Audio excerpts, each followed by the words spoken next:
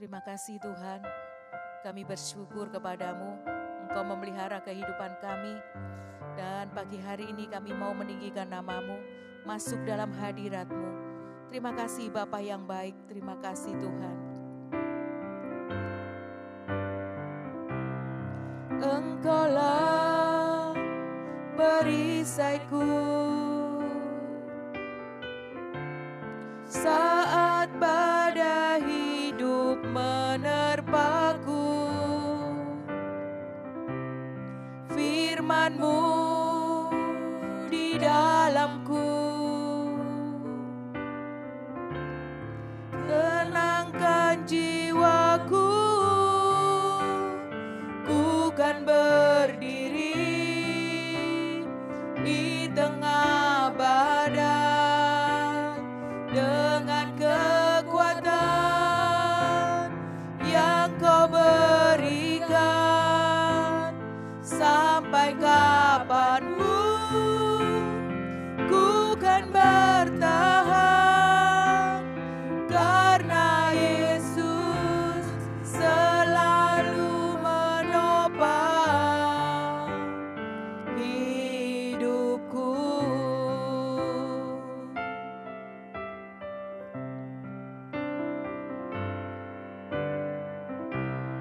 Engkaulah perisaiku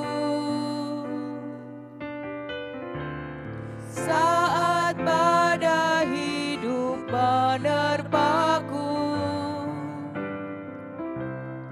Firman-Mu di dalamku, tenangkan jiwaku. Ku kan berdiri di tengah badai dengan kekuatan yang Kau berikan. Sampai kapanpun ku kan bertahan, karena Yesus selalu menopang hidupku. Haleluya, haleluya, haleluya, haleluya,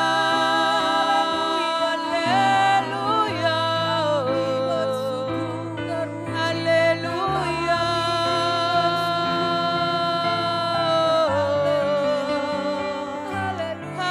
haleluya.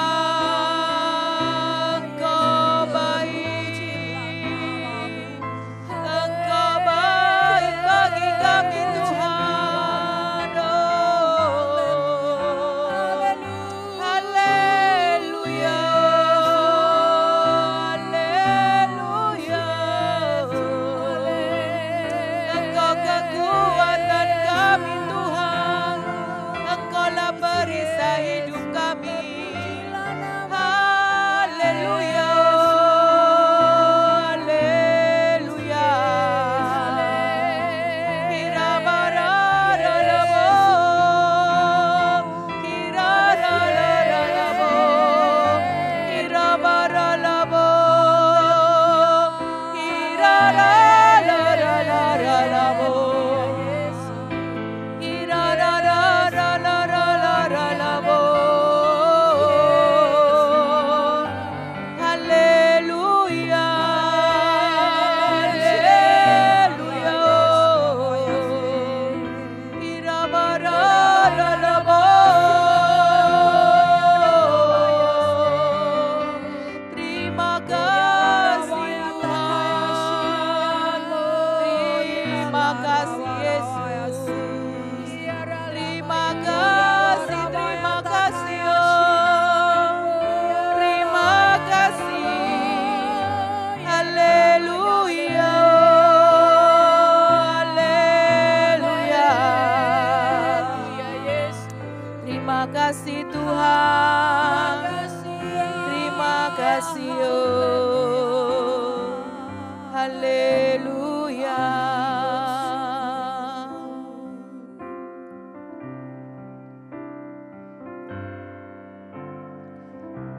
Ku kan berdiri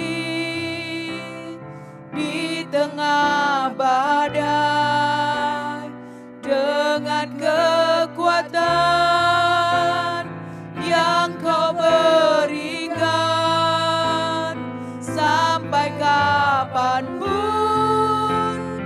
ku kan bertahan,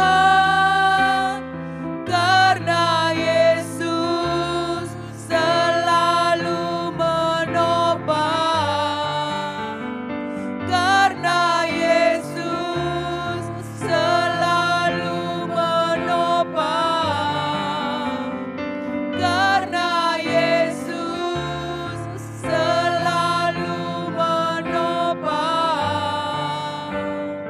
hidupku.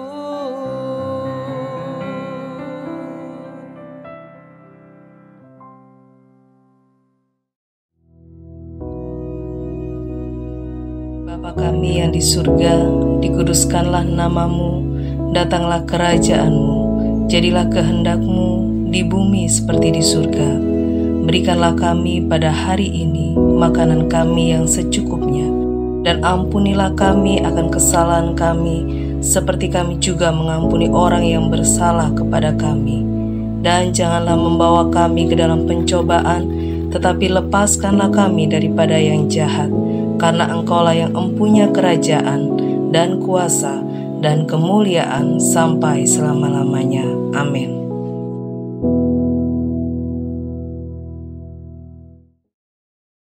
Shalom saudara. Mari saat ini kita akan membuka bersama di dalam Mazmur pasal 23 ayat 1 dan 2a. Tuhan adalah gembalaku, takkan kekurangan aku. Ia membaringkan aku di padang yang berumput hijau. Amin. Kalau kita menjadikan Tuhan sebagai gembala kita, maka kita tidak akan kekurangan apapun juga. Dalam ayat 2a dikatakan, Dia membaringkan aku di padang yang berumput hijau.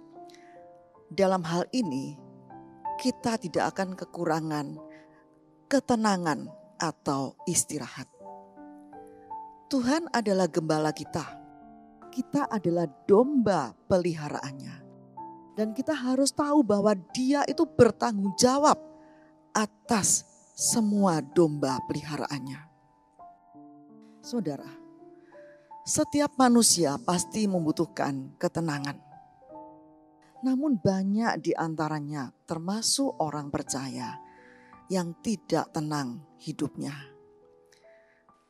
Di dalam Yohanes pasal 10 ayat 10 dikatakan, pencuri datang hanya untuk mencuri dan membunuh dan membinasakan.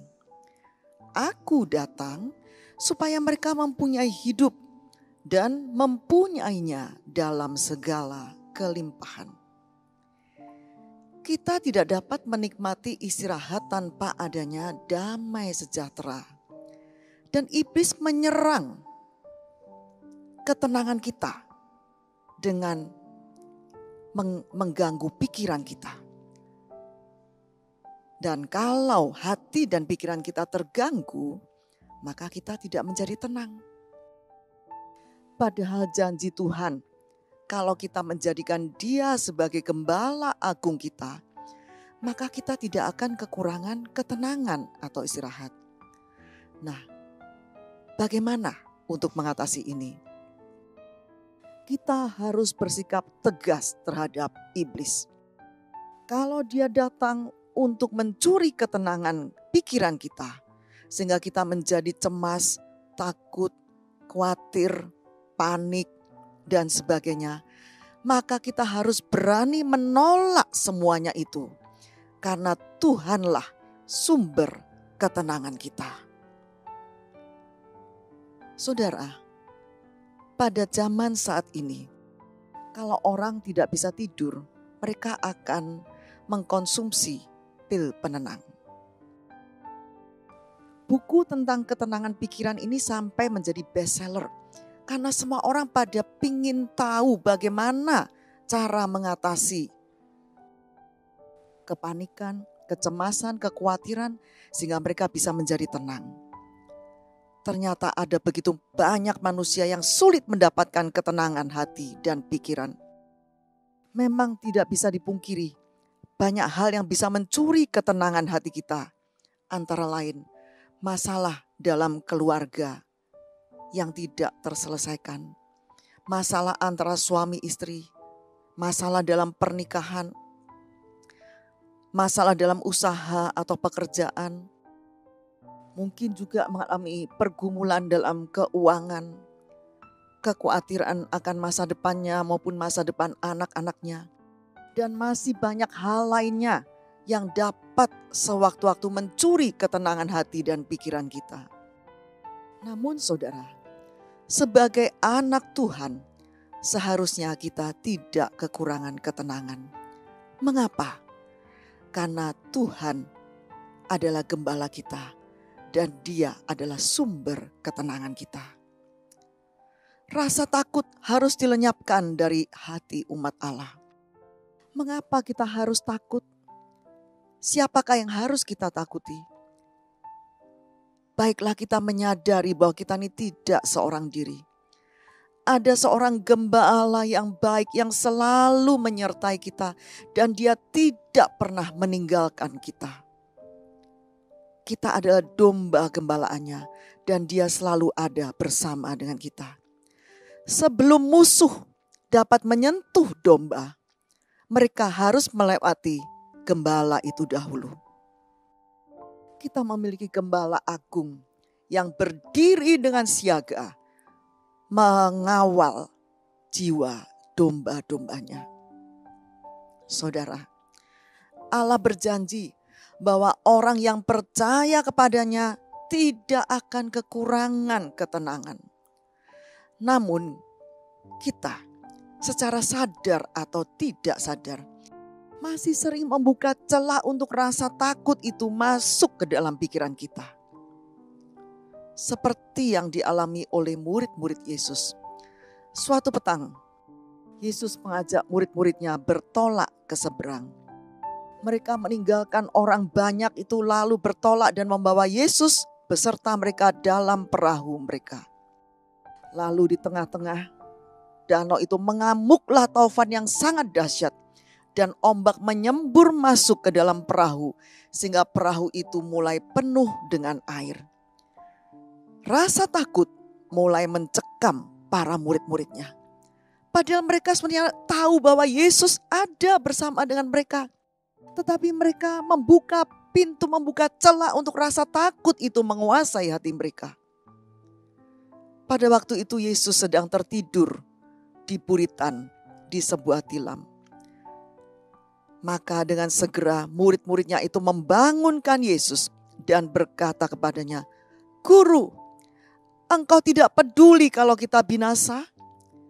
Yesus pun menghardik angin itu dan berkata kepada danau itu, "Diam, tenanglah." Lalu angin itu reda dan danau itu menjadi teduh sekali. Lalu Yesus berkata kepada murid-muridnya, "Mengapa kamu begitu takut? Mengapa kamu tidak percaya?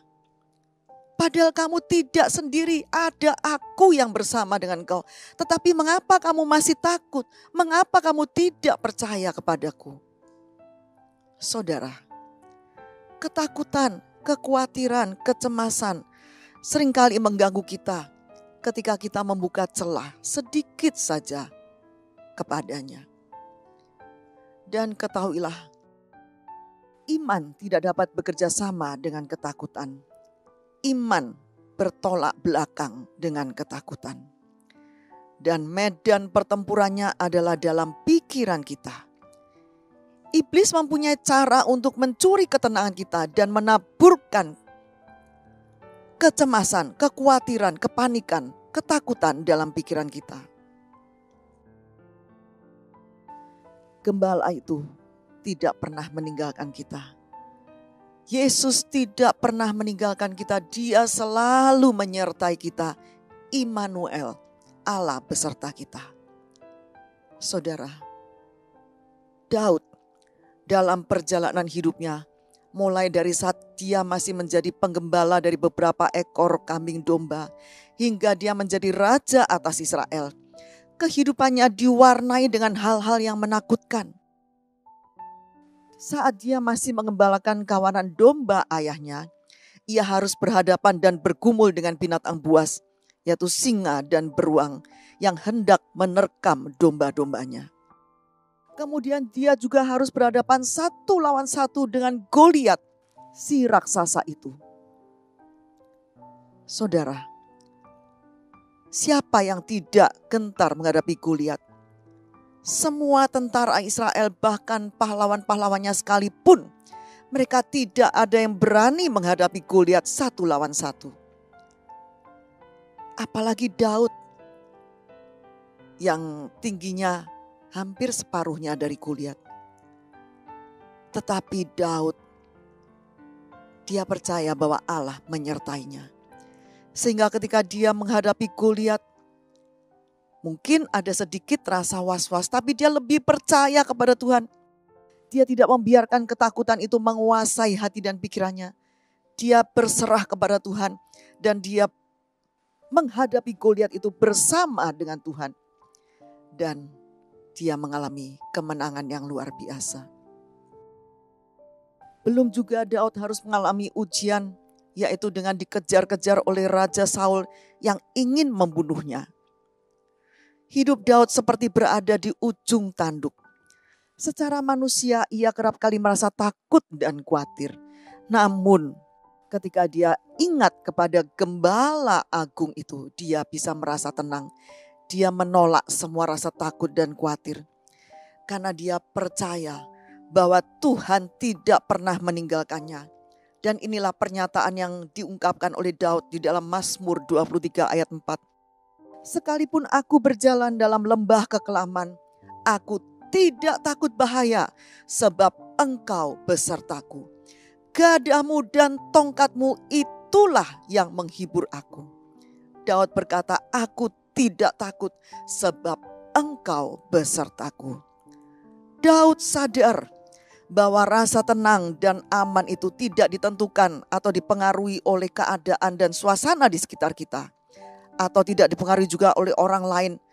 Tidak dipengaruhi oleh harta dan kekuasaan yang kita miliki.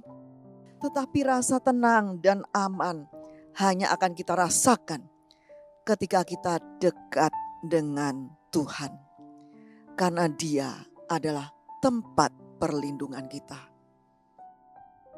Mazmur 62 ayat 2 dan 3 mengatakan, hanya dekat Allah saja aku tenang. Daripadanya lah keselamatanku. Hanya Dialah gunung batuku dan keselamatanku. Kota bentengku, aku tidak akan goyah. Ingatlah saudara, kunci untuk menikmati ketenangan hidup adalah yang pertama, hidup dekat dengan Tuhan. Yaitu selalu memiliki hubungan yang intim, yang karib dengan Dia. Selalu memiliki jam-jam doa di mana kita bisa memuji, menyembah Dia, merenungkan firman-Nya, dan kita boleh merasakan kedekatan dengan Tuhan. Yang kedua, memiliki penyerahan diri kepada Tuhan. Artinya kita mempercayakan hidup kita ini sepenuhnya kepada Tuhan. Dan kita tidak lagi takut cemas akan hal-hal yang ada di sekitar kita. Mazmur 37 ayat 5 berkata, serahkanlah hidupmu kepada Tuhan dan percayalah kepadanya dan Ia akan bertindak. Serahkan hidup kita kepada Tuhan dan percayalah kepadanya. Jangan lagi membuka celah untuk ketakutan, kekhawatiran itu masuk ke dalam hidup kita. Tapi percayalah kepadanya bahwa Dia selalu ada bersama kita dan Dia tidak pernah meninggalkan kita. Dan yang ketiga, hiduplah dalam kebenaran. Yesaya 32 ayat 17 berkata, di mana ada kebenaran, di situ akan tumbuh damai sejahtera. Dan akibat kebenaran ialah ketenangan dan ketentraman untuk selama-lamanya. Kalau kita selalu berjalan dalam kebenaran firman Tuhan, maka kita akan mengalami ketenangan dan ketentraman untuk selama-lamanya. Yesus adalah gembala yang baik dan Dia sumber ketenangan kita. Jangan pernah memberi celah untuk ketakutan itu masuk ke dalam hidup kita. Tapi teruslah berjalan bersama dengan Yesus, berserah kepadanya, hidup dekat dengan Dia dan hidup dalam kebenaran firman-Nya. Maka kita tidak akan kekurangan ketenangan. Amin.